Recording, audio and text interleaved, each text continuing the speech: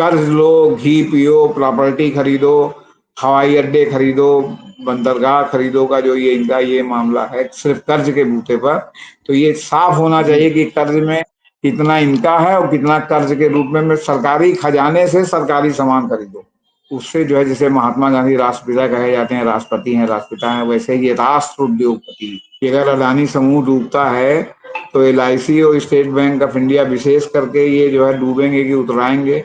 और जो देश के लाखों करोड़ों निवेशकों का इसमें, चाहे बीमा के नाम पर और चाहे बैंक में एफडी के नाम पर, या उसका जो निवेश हुआ है उसका जो है क्या होगा।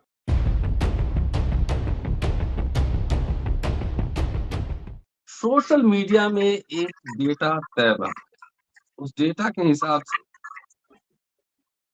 2014 जब मोदी जी की सरकार बनी, मुकेश अंबानी का धन था 18.6 बिलियन, मतलब 1.5 लाख करोड़।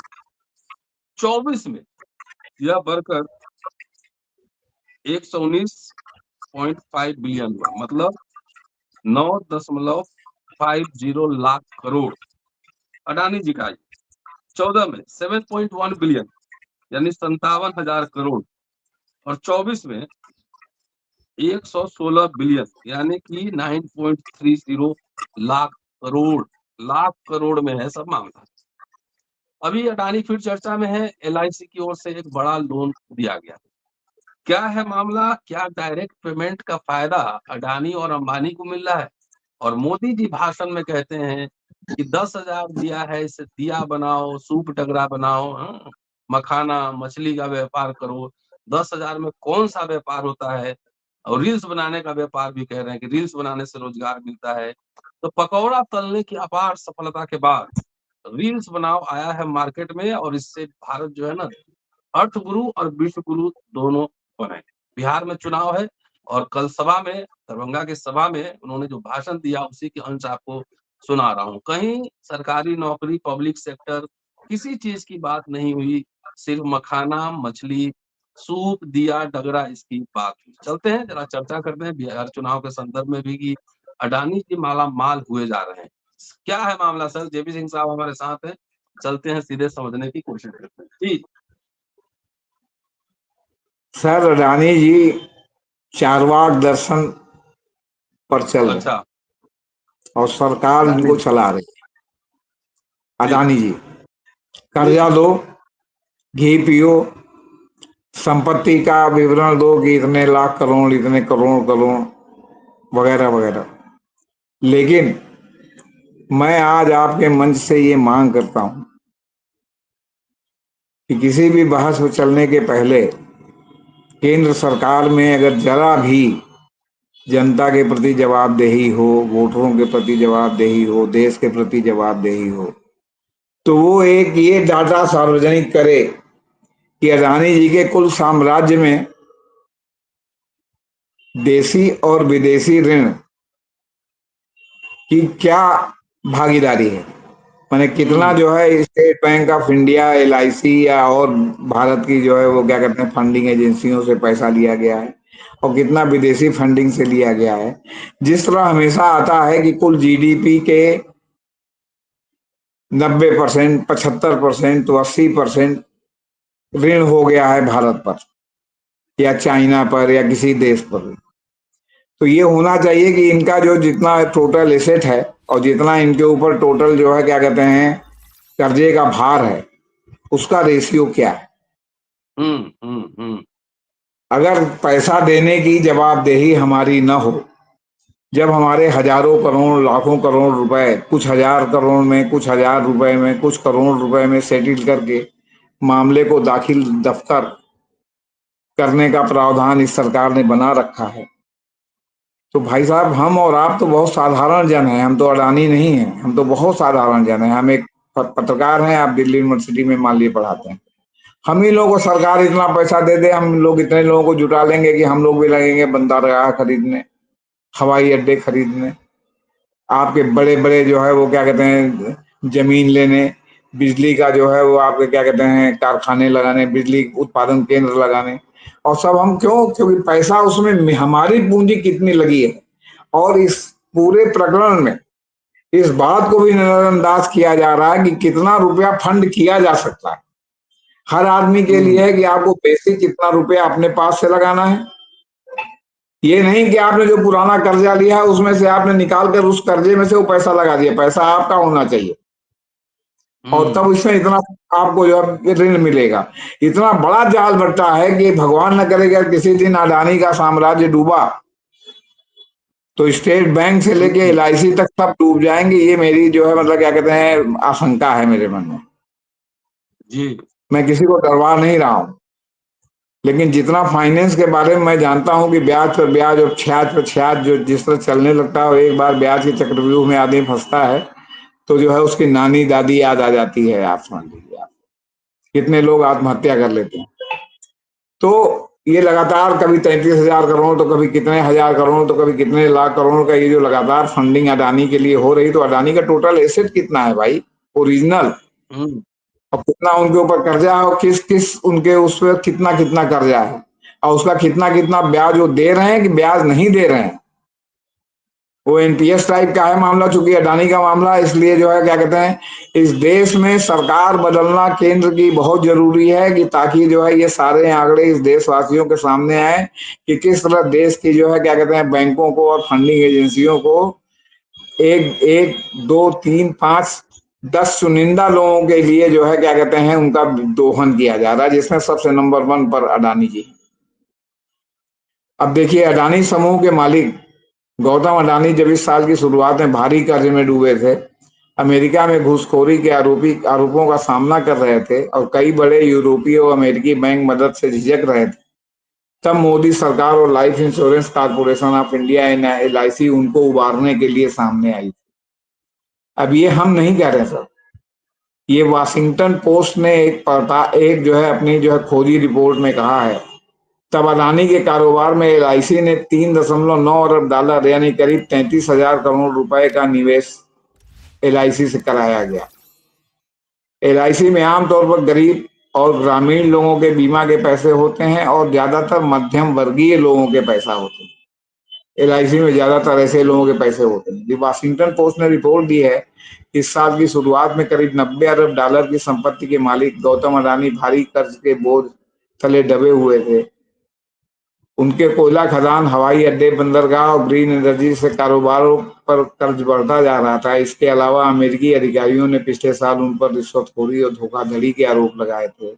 इन वजहों से कई बड़े अमेरिकी और यूरोपीय बैंक उन्हें कर्ज देने से हिचक रहे थे। रिपोर्ट के अनुसार लेकिन इस संकट के बीच भारत सरकार ने अडानी की मदद के लिए एक बड़ा प्लान तैयार किया। हालांकि एलआईसी ने इसका खंडन किया है कि हमने किसी के कहने से जो है पैसा नहीं दिया, हमने अपने कैसे दिया? नियम और जो है अपने पर नियमों के आधार पर और जो है वो उसकी वायबिलिटी देख करके पैसा दिया है। मतलब उन्होंने एक प्रकार की सरकार की बचत की है कि सरकार के दबाव में हमने पैसा नहीं दिया, हमारे ऊपर कोई दबाव नहीं था। हमने जो है क्या कहते हैं मतलब हमारा फाइनेंस करते हैं हम, तो हमने उस आधार पर फाइनेंस किया था, इसकी सब वायबिलिटी वो देख रहे। ये दूसरी बात है कि अगर अडानी डूबे तो एलआईसी क्या कहेगी ये पता नहीं। तो ये जो प्लान था इसके आधार पर वाशिंगटन पोस्ट के अनुसार भारतीय अधिकारियों ने मई 2025 में एक प्रस्ताव तैयार किया। आंतरिक दस्तावेजों के हवाले से रिपोर्ट में कहा गया है कि यह योजना भारतीय वित्त मंत्रालय के वित्तीय सेवा विभाग यानी डीएफएस और एलआईसी के साथ मिलकर तैयार की गई थी। इसमें भारत की प्रमुख सरकारी थिंक टैंक नीति आयोग की भी भूमिका थी। अब ये सब लोग थे तब भी वो कह रहे हैं कि हमने किसी कहने पर नहीं किया। इस योजना को वित्त मंत्रालय ने मंजूरी दी थी। रिपोर्ट के अनुसार दस्तावेजों में कहा गया है कि इस निवेश के पीछे 2 मुख्य उद्देश्य थे, अडानी समूह में भरोसा दिखाना और अडानी के बढ़ते कर्ज को कम करना। तो ये क्या ये कर्ज नहीं था तो क्या था? अब ये कितने परसेंट पर कर्ज दिया? अभी तो बिहार में जो 10,000 रुपया दिया गया जिसका उल्लेख आपने किया कि ये करो वो करो, पकौड़ा तलो चाय बेचो 10,000 रुपए में, वो 10,000 रुपए कहीं कहीं से सुनने में मिल रहा है कर्ज के रूप में दिया गया। कल हो सकता है उस कर्ज की वसूली भी हो सकती है। रिपोर्ट के अनुसार मई 2025 में Adani ports and special economic zone limited को अपने मौजूदा कर्ज को चुकाने के लिए $585 मिलियन यानी करीब 4800 करोड़ रुपए की जरूरत थी। 30 मई को अडानी समूह ने घोषणा की कि इस पूरे बांड को केवल एक निवेशक यानी एलआईसी ने खरीदा। इस सौदे की आलोचना तुरंत शुरू हो गई क्योंकि विपक्षी दलों और विशेषज्ञों ने इसे सार्वजनिक धन का दुरुपयोग जो है करार दिया। वाशिंगटन पोस्ट ने दस्तावेजों के हवाले से खबर दी है कि वित्त मंत्रालय ने एलआईसी को सलाह दी थी कि वह अडानी समूह के कॉर्पोरेट बॉन्ड में 3.4 अरब डॉलर और अडानी की कई सहायक कंपनियों में हिस्सेदारी बढ़ाने के लिए $507 मिलियन का निवेश करे। अब समझिए, वित्त मंत्रालय ने सलाह दी थी। अभी सरकार ने इस पर कोई रिएक्शन नहीं व्यक्त किया है। वाशिंगटन पोस्ट की खबर कई दिनों से जो है सब सोशल मीडिया से लेकर तमाम आपके तटस्थ मीडिया में चल रही। गोदी मीडिया ने तो इस खबर को उठाया नहीं। रिपोर्ट के अनुसार मंत्रालय का तर्क था कि अडानी के बांड 10 साल के सरकारी बांड की तुलना में बेहतर रिटर्न दे सकते हैं। हालांकि यह निवेश जोखिम भरा माना गया क्योंकि अडानी समूह की सिक्योरिटीज के दामों में उतार चढ़ाव होता रहता है। अडानी समूह ने द वाशिंगटन पोस्ट के सवालों के जवाब में कहा, हम एलआईसी के फंड को सीधे तौर पर इस्तेमाल करने की किसी भी कथित सरकारी योजना में शामिल होने से इनकार करते हैं। एलआईसी कई कॉर्पोरेट समूहों में निवेश करती है और अडानी को तरजीह देने का सुझाव भ्रामक है। इसके अलावा एलआईसी ने हमारे पोर्टफोलियो में अपने निवेश से रिटर्न कमाया। रिपोर्ट के अनुसार एलआईसी ने कहा कि अनुचित राजनीतिक पक्षपात के दावे निराधार हैं और हमारा विकास श्री मोदी के राष्ट्रीय नेतृत्व से पहले का है। उधर एलआईसी, डीएफएस और मोदी के कार्यालय ने टिप्पणी के लिए वाशिंगटन पोस्ट के कई अनुरोधों का जवाब नहीं दिया। पिछले साल अमेरिकी न्याय विभाग ने अडानी और उनके भतीजे सागर अडानी पर अरबों डॉलर की धोखाधड़ी का आरोप लगाया। उन पर अमेरिकी निवेशकों से झूठे और भ्रामक बयानों के आधार पर फंड जुटाने का इल्जाम। इसके अलावा अमेरिकी सिक्योरिटीज एंड एक्सचेंज कमीशन यानी एसईसी ने अडानी और उनके सहयोगियों पर सिक्योरिटी कानूनों के उल्लंघन का आरोप लगाया था। अभियोजन पक्ष ने दावा किया था कि अडानी ने 2020 से 2024 के बीच सौर ऊर्जा अनुबंध हासिल करने के लिए भारतीय अधिकारियों को $250 मिलियन से अधिक की रिश्वत दी थी। अडानी समूह ने इन आरोपों को निराधार बताते हुए खारिज किया था और कहा था कि यह मामला व्यक्तियों से संबंधित है, न कि उनकी कंपनियों से। अडानी और प्रधानमंत्री, अब अडानी यहाँ व्यक्ति हो गए, कंपनी अलग हो गई, अडानी यहाँ व्यक्ति हो गए। अडानी और प्रधानमंत्री नरेंद्र मोदी के बीच लंबे समय से रिश्ते होने का आरोप लगता था। जब मोदी 2001 में गुजरात के मुख्यमंत्री बने तब भी अडानी उनके साथ रहे। 2014 में जब मोदी ने प्रधानमंत्री पद के लिए चुनाव लड़ा था तो अडानी समूह के जेट से प्रचार के लिए यात्रा करते थे। विपक्ष और राहुल गांधी इसको लेकर लगातार हमलावर रहे। कांग्रेस और भारतीय कम्युनिस्ट पार्टी, मार्क्सवादी जैसे विपक्षी दलों ने एलआईसी के अडानी में निवेश की कड़ी आलोचना की है। उनका कहना है कि यह गरीब और ग्रामीण परिवारों के लिए जमा किए गए धन का दुरुपयोग। विशेषज्ञों का कहना है कि अगर अडानी समूह को वित्तीय परेशानी हुई तो एलआईसी को भारी नुकसान हो सकता है। जो मैंने शुरू में कहा कि अगर अडानी समूह डूबता है तो एलआईसी और स्टेट बैंक ऑफ इंडिया विशेष करके ये जो है डूबेंगे कि उतराएंगे। और जो देश के लाखों करोड़ों निवेशकों का, इसमें चाहे बीमा के नाम पर और चाहे बैंक में एफडी के नाम पर या उसका जो निवेश हुआ है उसका जो है क्या होगा। यह स्पष्ट है कि अडानी समूह भारत सरकार के लिए रणनीतिक रूप से अहम है, लेकिन सवाल यह है कि क्या यह समर्थन देश के आर्थिक हितों के लिए है या केवल एक प्रभावशाली कारोबारी को बचाने की कोशिश है। इस निवेश के जोखिम और इसके दूरगामी प्रभावों पर अभी बहस जारी है। एलआईसी की ओर से यह भी कहा गया है कि आर्टिकल में कथित बयान कंपनी के निर्णय लेने की प्रक्रिया को नुकसान पहुंचाते हैं।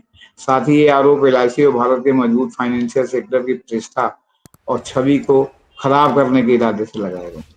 इस बीच कंपनी ने वित्त वर्ष 26 के अप्रैल जून तिमाही में 10,957 करोड़ रुपए का कंसोलिडेटेड नेट प्रॉफिट दर्ज किया था, जो वित्त वर्ष 25 की पहली की तिमाही की तुलना में 3.91% की वृद्धि को दर्शाता है। एलआईसी की शुद्ध प्रीमियम आय भी 4.7% बढ़कर 1,19,618 करोड़ रुपए हो गई है। एलआईसी जीवन बीमा उद्योग में प्रथम वर्ष की प्रीमियम आय में 63% से अधिक की बाजार हिस्सेदारी का दावा करती है। तो अब सवाल है कि भाई वो भी सरकार की तरफ आया, लेकिन वित्त मंत्रालय ने भी खंडन नहीं किया कि, और नीति आयोग ने, कि हम इसमें थे कि नहीं। मामला यही है, एक श्वेत पत्र जारी होना चाहिए कि इनके ऊपर भारत की state bank of India, LIC और उनका किस किस प्रोजेक्ट में कितना कितना उधार है, टोटल कितनी उधारी है, उसका कितना ब्याज ये प्रति माह जो है उनको चुकाते हैं कि नहीं चुकाते हैं, या एनपीएस जो है जिस तरह होता है और लोगों का उस तरह इनका हो रहा है। और कल जो है अगर ये डूबते हैं तो पैसा कहाँ से बरामद होगा। ये यक्ष प्रश्न है जिनका जवाब भारत सरकार को देना चाहिए, क्योंकि भारत जी, सरकार जिस तरह जो है सिद्धता कर रही है, वो उससे जो है, जैसे महात्मा गांधी राष्ट्रपिता कहे जाते हैं, राष्ट्रपति हैं, राष्ट्रपिता हैं, वैसे ही ये राष्ट्र उद्योगपति की अगर इनको जो है वो क्या कहते हैं पदवी दी जाए तो कोई कम नहीं। जी, जी। चलिए सर, बहुत-बहुत शुक्रिया। तो अडानी और अंबानी चार्वाक के असली अनुयायी हैं। कर्ज लो, घी पियो और सोचिए फर्क कीजिए कि अगर ये डूबे दोनों, तो देश का कितना बड़ा नुकसान होगा, ये समझने की कोशिश करिए। आपका नुकसान होगा, देश का क्या? जी, आपको एक उदाहरण बताते हैं सर। जी। भारत में लघु उद्योग को बढ़ाने के लिए उत्तर प्रदेश सरकार एक समय में काफी काम कर रही थी, और उसने जगह जगह जो है वो इंडस्ट्रियल पार्क बना रखे थे जहां उद्योगपतियों को उद्योगों के लिए पैसा मिलता है। और यूपीएफसी, उत्तर प्रदेश फाइनेंशियल कॉर्पोरेशन, जिसका आज नाम भी नहीं सुनाई पड़ता, ये फाइनेंस करती थी। ये सब उस समय की बात है जब बनारसी दास चीफ मिनिस्टर थे, उनके पहले सरकारें थी। तो जो लघु उद्योगपति थे वो अपने को न्यू इंटरप्रेन्योर कहते थे।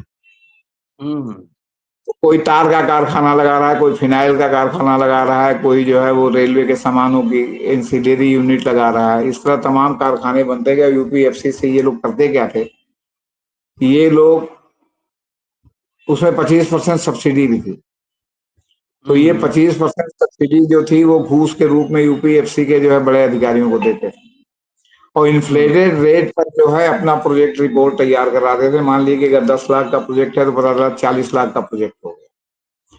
40 लाख में 25% जो है तो हो गया, तो 25% घूस में चला गया। तो आपको 40 लाख में अगर 25% चला गया तो 25 चौक 100, माने 10 लाख तो आपका ऐसे माफ हो गया, 30 लाख देना है। अब उसके बाद कार खरीद लिया, हुँ, फ्लैट खरीद लिया, और उसके बाद जो है जब कुछ दिन बाद जब एक सुहाग रात का पीरियड बीत गया, हनीमून का, तो उसके बाद उनकी गाड़ी आने लगी वसूली के लिए, तो पता चला एक एक एंसिलरी यूनिट जो है लगी जो है ताला बंद होने और लगी नीलाम होने। इसी का बृहदाकार रूप आप अडानी को समझिए। अंबानी अडानी से बेहतर स्थिति में है, वो अडानी की तरह इतने खर्च में नहीं डूबे। और एक समय तो ऐसा चलिए, था जब उन्होंने सारा कर्ज लगभग लोगों का लौटा दिया, फाइनेंशियल एजेंसियों का लौटा दिया था। लेकिन अडानी जी, कर्ज लो, घी पियो, प्रॉपर्टी खरीदो, हवाई अड्डे खरीदो, बंदरगाह खरीदो का जो ये इनका ये मामला है सिर्फ कर्ज के बूते पर, तो ये साफ होना जी, चाहिए कि कर्ज में कितना इनका है और कितना कर्ज के रूप में सरकारी खजाने से सरकारी सामान खरीदो। हुँ, अब एक लाइन में समझ लीजिए, सरकारी खजाने से सरकारी सामान। जी जी। आपके पैसे से ही सरकारी सामान खरीदे जा रहे हैं। शुक्रिया, देखते रहिए जी अमेरिकन आप। थैंक जी यू सर। जी जी जी जी जी, नमस्ते।